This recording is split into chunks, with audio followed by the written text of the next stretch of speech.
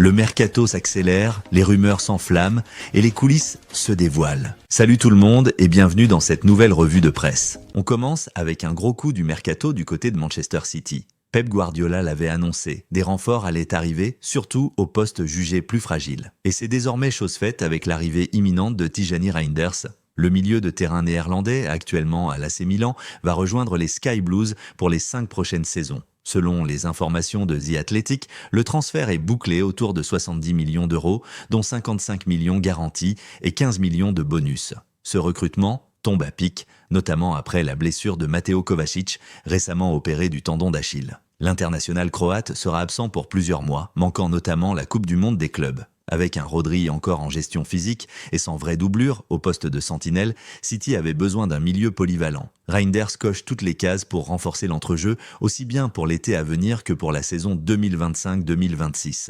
De l'autre côté, à Barcelone, l'ambiance est moins sereine. Le club catalan risque de nouvelles sanctions de la part de l'UEFA. En cause, des irrégularités comptables concernant les fameux leviers économiques activés pour recruter, entre autres, Rafinha et Lewandowski. Si la Liga considère ces revenus comme normaux, l'UEFA, elle, les qualifie d'exceptionnels. Le club avait déjà écopé d'une amende de 500 000 € pour une situation similaire et pourrait cette fois-ci se voir limiter le nombre de joueurs inscrits en Ligue des Champions, voire perdre des points. Barcelone n'a pas encore été officiellement notifié, mais le Conseil de contrôle financier des clubs a prévenu. Une récidive entraînerait une sanction bien plus lourde.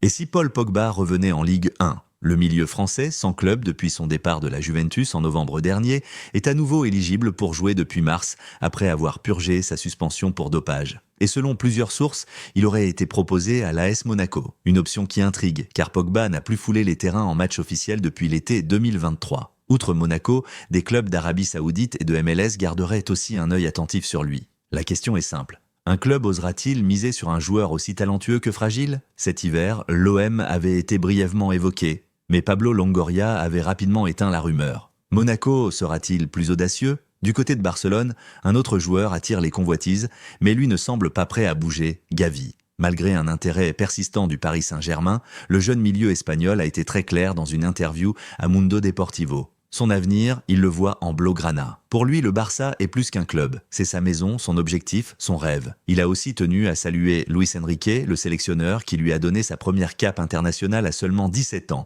en le qualifiant carrément de meilleur entraîneur du monde. Pour le PSG, c'est donc une porte fermée. Pour l'instant. Enfin, cap sur Manchester, où Bruno Fernandes a dit non à une offre mirobolante. Al Hilal, l'un des clubs les plus puissants d'Arabie Saoudite, était prêt à poser 122 millions d'euros pour s'attacher ses services.